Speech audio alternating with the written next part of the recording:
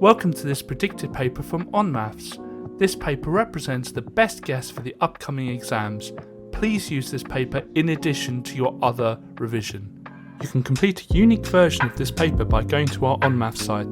Onmaths is full of free content to help you prepare for your exams, such as topic-based papers, demon questions, and mini mocks. If you like what we do, please consider subscribing. For this question, it's really important that we understand what the words sum and product mean. Now, sum just means add, and product just means times. So we're going to start by adding the 5 and the 4. So that will equal 9. And then what we're going to do is find the product of 9 and 7. So we're going to multiply them together. 9 times 7, which is 63. So our answer is 63. For us to create the largest number, we need to pick the biggest digits for the start of the number. So the biggest digit is 7, then 6, then 4, then 3. But the question says it wants the largest even number. So we need to just swap the last two around to make sure that it is even. So our answer is 7,634. For this question, we're going to have to remember BIDMAS or BODMAS. So we're going to first of all look and see if we've got any brackets. Well, we do. We've got the 11 squared minus 21 in brackets, so we're going to be looking at that bit first. Inside the brackets, though, we don't have any brackets, but we do have an indice. We've got that 11 squared, so we're going to deal with that first. So 11 squared is 121. So we've got rid of the indice, but we're still looking at the bracket. So we're going to do 121 minus 21, which is going to be 100. Now we have no more brackets, no more divisions, but we do have a multiplication. So it's going to be 300, and that's our answer. So 55% is the same as 55 over 100. And what I can do is I can divide top one of the fraction by 5. And so that is going to equal 11 over 20. Now in total there are 20 squares here because there's 5 across and 4 down. 5 times 4 is 20. And if there's 20 squares and we're looking to shade in 11 20ths, it's just going to be 11 squares. So 1, 2, 3, 4, 5, 6, 7, 8, 9, 10, 11. So we're going to start off by working out what 100% of 120 is. Well, that's obviously just going to be 120. And we're trying to get to 6%. So we always start off by working out 10%. It's always normally useful. And we just divide that 120 by 10, so we get 12. And we try to get 6%, so it'd be nice if I knew 5%. And 5% is nice and easy because we just halve that 10%. So that'd be 6. And if we got the 1% as well, we can get to the 6%. So to find out what 1% is, we just divide the 10% by 10 and get 1.2. So to get the 6%, we're going to add the 5% and the 1%. So we're going to add the 6 and the 1.2. And so we just do 6 plus 1.2, which is just going to be 7.2. And that's our answer. So what we need to do is find out where the graph is at its highest. And so it's highest here. And so if we go down from there, we find out what year it is. Well, these years seem to be going up in 1. So that's 1950, 1951, 1952. So the answer would be 1952. I'm going to write this expression by putting a time sign in. So 5 times x plus 8 times y. Rewrite it again, but instead of x we've got 4, instead of y we've got 3. So it's 5 times 4 plus 8 times 3. 5 times 4 is 20. 8 times 3 is 24. And 20 plus 24 is 44. I'm going to start by just copying out the question. Now the word solve means find out what x is, and the first thing we do when we see solve is draw lines to the left and right of our equal sign so we can solve it. So there's two things stopping us from having x on its own, this over 5 and this take away 10. Now that take away 10 isn't in the fraction, and normally I would say to get rid of the fractions first, but because that take away 10 is just sitting there on its own, we need to get rid of that first. So what I'm going to do is the opposite of take away 10 to both sides. So we're going to add 10 to both sides. That will leave the x over 5 on the left hand side, and 0 plus 10 is 10. So we want to get rid of this over 5, but what does over 5 mean? Well, it means divided by 5. So the opposite, the inverse of divided by 5 is times 5. So I'm going to do that to both sides. So we're left with x on the left hand side, 10 times 5 is 50. So x equals 50. Another way of writing a to the power of 6 is a times a times a times a times a times a. And another way of writing a to the power of power of 5 is a times a times a times a times a. Now you might notice that altogether there are 1, 2, 3, 4, 5, 6, 7, 8, 9, 10, 11 a's that are being multiplied together. When you multiply something together 11 times, you get that thing, which is an a, to the power of 11. An easier way of doing this is just adding the powers. So when you've got the same base, which we do here because they're both a, you just add the powers together. To find the surface area of the cuboid, I'm just going to label the faces and do them individually. So we've got A, which is 24 by 13. So we're going to do 24 times 13, which is 312. Next we're going to do B, which is this one at the top, and it's 24 across and 8 is the length. So 24 times 8, which is 192. And finally C on this side here, which is going to be 13 times 8, which is 104. Now notice that the faces all have the exact same face on the opposite side. So this one at the back is also A, this one at the side is also C, and the one at the bottom is also B. So what I'm going to do is add up all the areas of the squares and double it. So to work out the surface area, we're going to do 2 times and then 312 plus 192 plus 104, and that will give me 1,216 centimeters cubed squared because it's an area.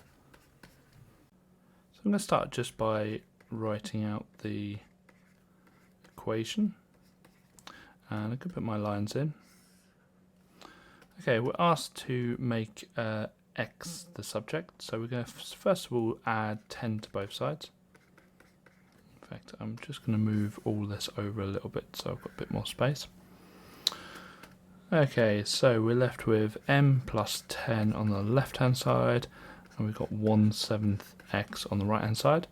Now to get rid of the 1/7, what I can do is just times both sides by 7. So 7 brackets m plus 10 equals x.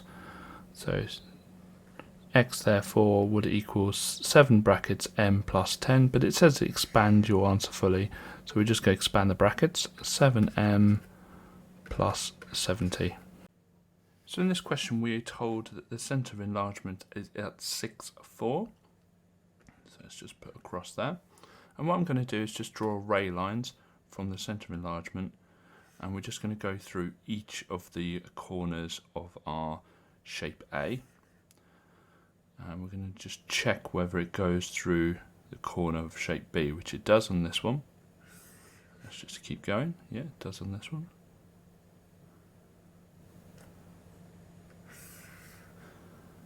But it does not on this one. So it says find the coordinate of the vertex of shape B that is not correct. So the coordinate is this one here, and so that would be -4, 1. So if we imagine we've got the 25-meter pipe here, and we've got the 35-meter pipe here. The question's basically asking us what can we cut all these pipes into, and they all have to be the same length that will fit with the 25-meter and the 35-meter. And essentially what this question's asking is what is the highest common factor of 25 and 35. So to find the highest common factor, what we do is we just find the factors of 25, which is 1, 25, and 5, and 5, and the factors of 35, which will be 1 and 35, and 5 and 7. And the highest common factor is the number in both lists, the highest number in both lists, so it's 5. So what we can do is we can cut all of these pipes into 5-meter pipes. So 1, 2, 3, 4, not to scale, and then 7 of these. So 1, 2, 4, 5, 6, and so there's 7 in total. So each of these are 5 meter long, and there's no wastage. And that's the longest we can make the pipes for there to be no wastage at all. So my answer is 5 meters. So Pythagoras says that a squared plus b squared equals c squared, and the c is the one opposite the right angle. So I'm going to label this a and b, so it'd be 5 squared plus 12 squared equals c squared, 25 plus 144 is equal to c squared, and then 25 plus 144 is 169. And then we're solving to find out what c is, and we're just going to square root both sides. So square root of 169 is 13. So c is 13. So in this question we basically need to add the 2 3/4 and the 2 2/5. So we're going to do 2 3/4 plus 2 2/5. Now if I just rewrite this, 2 3/4 can be written as 2 plus 3/4 plus 2 plus 2 1/5, or 2/5. So we can add the 2 2's together to make 4, and then all we need to do is add the 3/4 and the 2/5. So when you add two numbers with different denominators, what we need to do is get the common denominators. And we do that by just quickly writing out the 4 and the 5 times table and seeing what the first number in both their times tables is.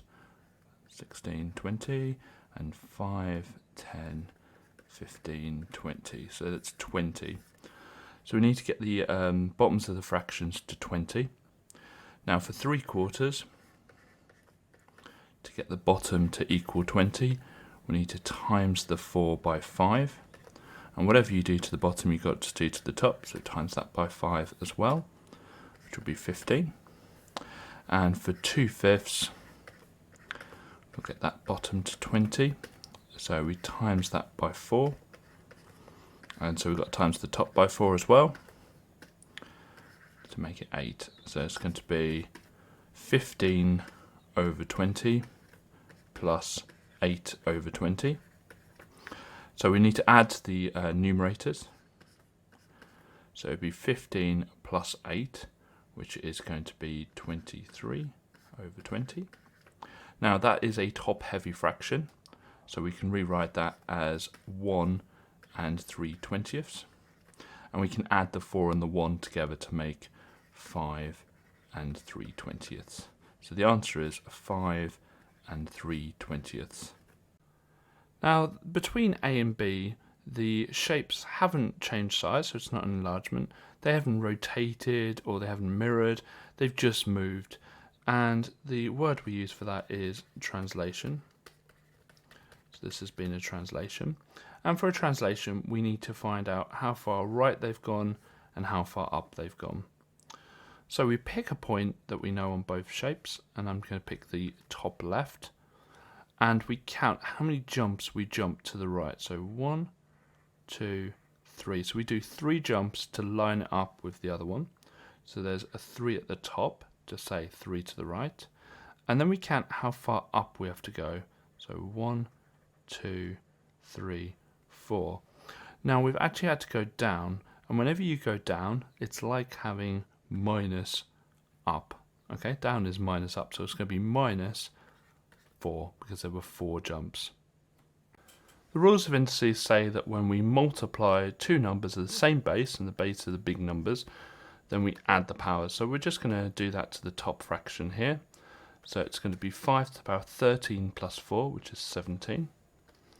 And then that's going to be over 5 to the power 5. Now, what a fraction is basically is a division. So it's 5 to the power 17 divided by 5 to the power 5. And the rules of indices say that when you've got two numbers of the same base, which we do here, and we divide them, we take away the powers. So we're going to do 17 take away 5, which is 12.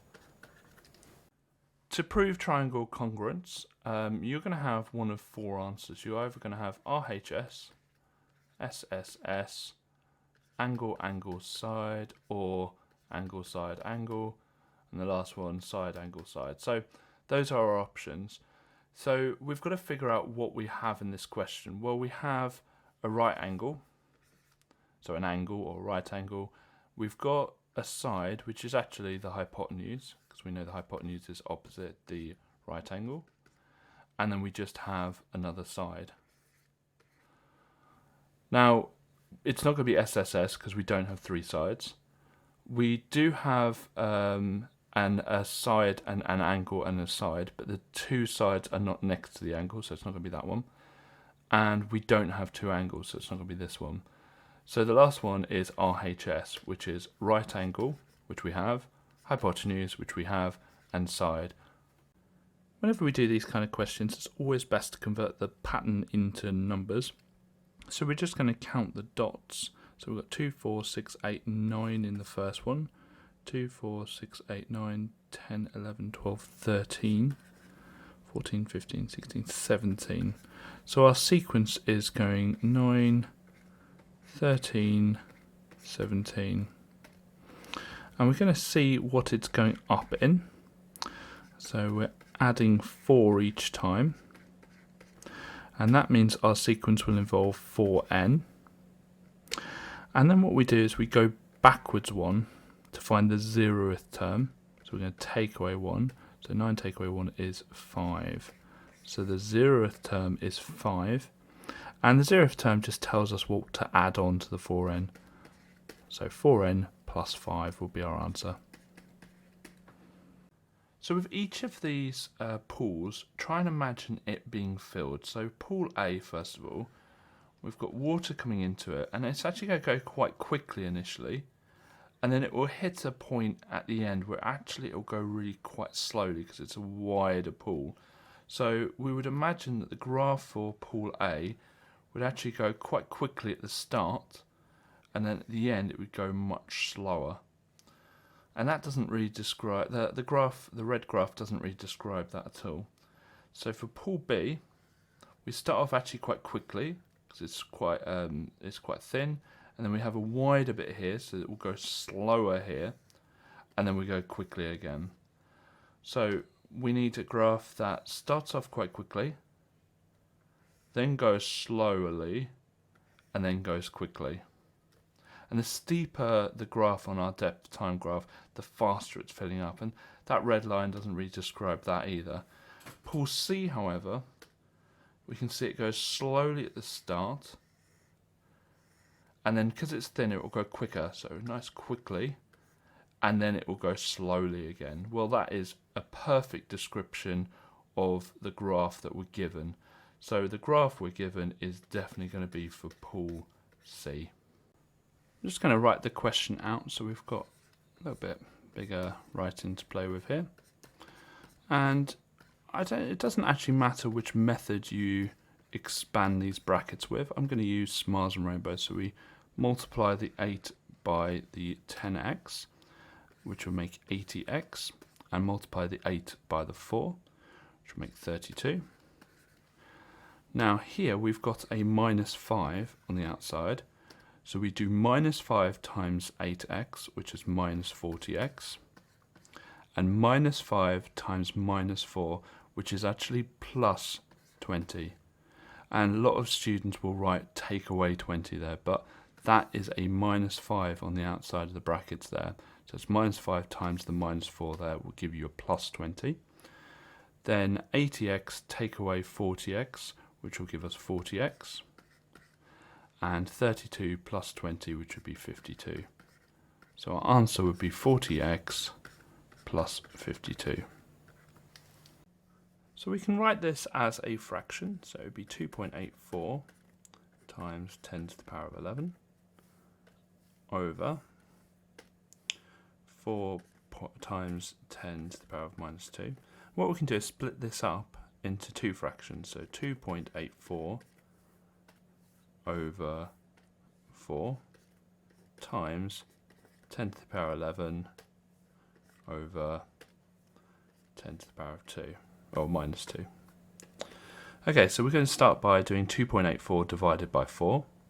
So we're going to just do the bus stop method, so 4 on the outside, and we've got 2.84 on the inside. 4s into 2 don't go, so carry the 2 across. 4s into 28 go 7, and 4s into 4 go 1.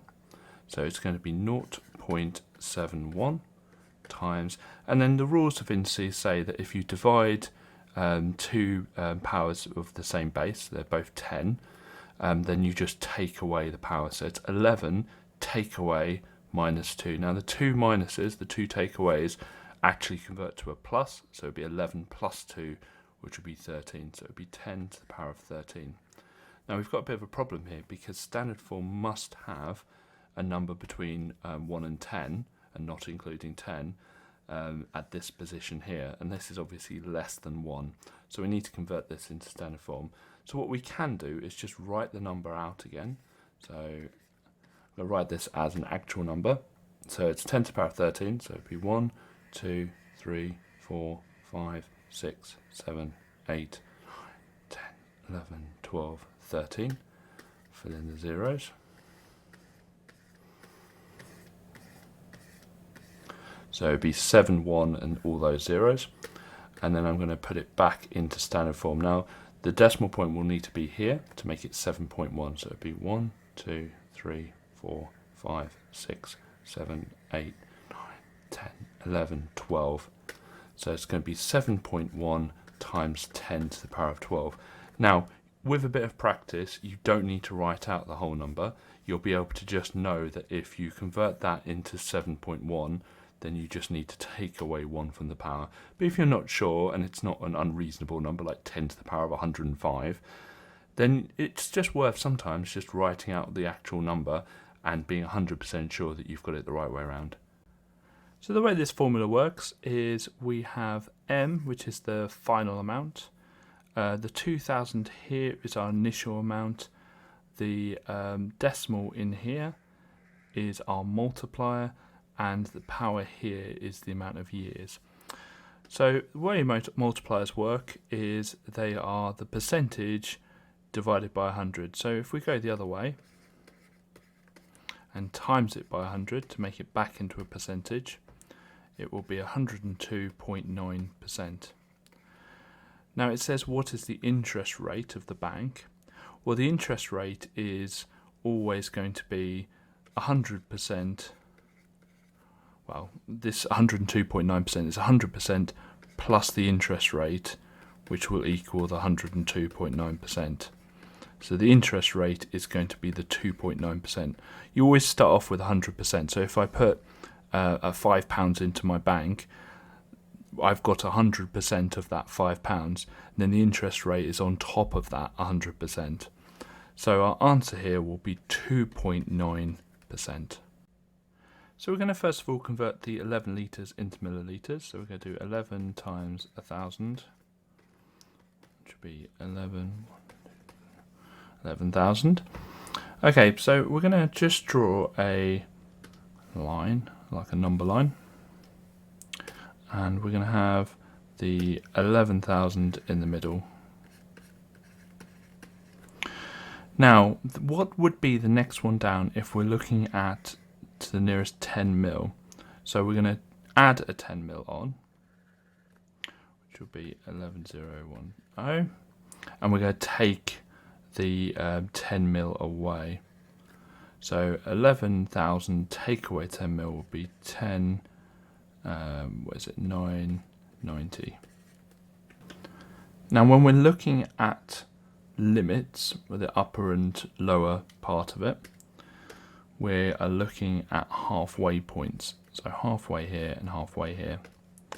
So this halfway point will be 10,995, and the next one will be 11,005, and that's the halfway points. And so that is going to be our upper and lower bound. And we just need to say that V can be anything above the 10,995 and including that, and it can be anything below 11,005, but it can't include that, because if it did, if it was 11,005, it would have rounded up to 11,010. When it's said that y is inversely proportional to x, it means that y changes as 1 over x changes. And to write this in an equation, all we do is we just write y equals k over x. Now k is something we need to find. So what we need to do is find out what a value of y and a value of x are somewhere on the graph that would be formed from this, and we've got that in this question. So we know that when y is 7, then x is going to be 7.9. And what I need to do now is just draw my lines down. And what I'm going to do is I'm going to just times both sides by 7.9. And so we have k equals, and it'd be 7 times 7.9, which is 55.3. So we know that k is 55.3. So I'm just going to rewrite this equation here, or this formula here. But instead of k, I know that it's going to be 55.3. So our answer is y equals 55.3 over x. When we multiply numbers, it doesn't actually matter which order we multiply them. So we can do 2 times 4 times 10 to the power of 8 times 10 to the power of 9. 2 times 4 is 8. And when we multiply two powers with the same base, we add the powers. That's going to be 10 to the power of 17. So our answer is 8 times 10 to the power of 17. Y is inversely proportional to x means that y is proportional to 1 over x. And I'm going to change that for an equal sign by timesing the right hand side by k. And k represents our constant. And we're told that when x is 5, y is 10.8. So I'm going to fill those in. I'm going to substitute those in to be able to find out what k is going to be. So it'll be k over 5. And we're going to be solving this. Let's get my lines in. And solve it, I just times by the bottom of the fraction. So times both sides by 5. And we're going to end up with 50.4 is equal to k. So k is 50.4. I'm going to rewrite this equation here, but we know what k is. It's 50.4. We're asked to find the value of x when y is 9. So we've got 9 equals 50.4 over x.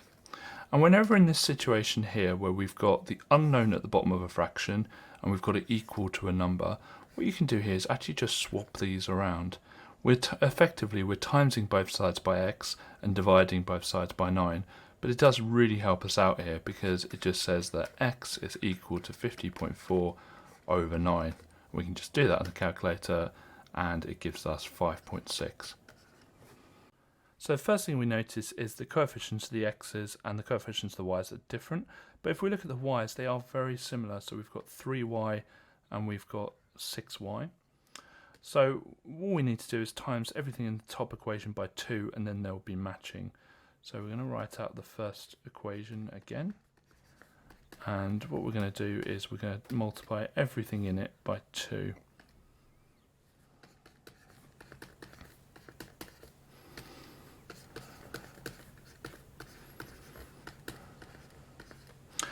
And so I'm going to write that equation again, just so we can match up the equations nicely to be able to do our simultaneous equations. And I'm going to write the second equation just as it is, because it's already 6y. And get my bubbles in, because obviously we're working downwards. Now we're either going to be adding or subtracting these, and the way of telling is looking at the sign before the 6y's, the matching coefficient, and if they're the same, then we subtract. If they are different, then we add.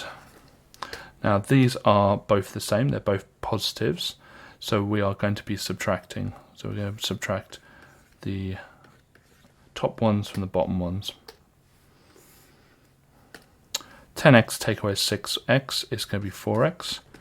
6y take away 6y is nothing, which is good, because if we're left with any y's here, that means we've made a mistake. And 70 take away 54 is 16. And let's get our lines in, because we need to solve this last bit by dividing 4 both sides. And so we've got x equal to 4. Now that's only half the job, because we need to find out what y is. So what I'm going to do is just copy this first equation, but substitute in the value of x, which is 4. So 5 times 4 plus 3y equals 35. Get my lines in. And 5 times 4 is 20, so I'm going to take away 20 both sides to get rid of the 20. So we've got 3y equals 15, and then we're going to divide by 3 both sides. So we've got y equals 5. Now we can substitute in the values into the second equation. So 6 times 4 plus 6 times 5 does equal 54. You can complete a unique version of this paper by going to our onmaths site. Onmaths is full of free content to help you prepare for your exams, such as topic-based papers, demon questions, and mini mocks. If you like what we do, please consider subscribing.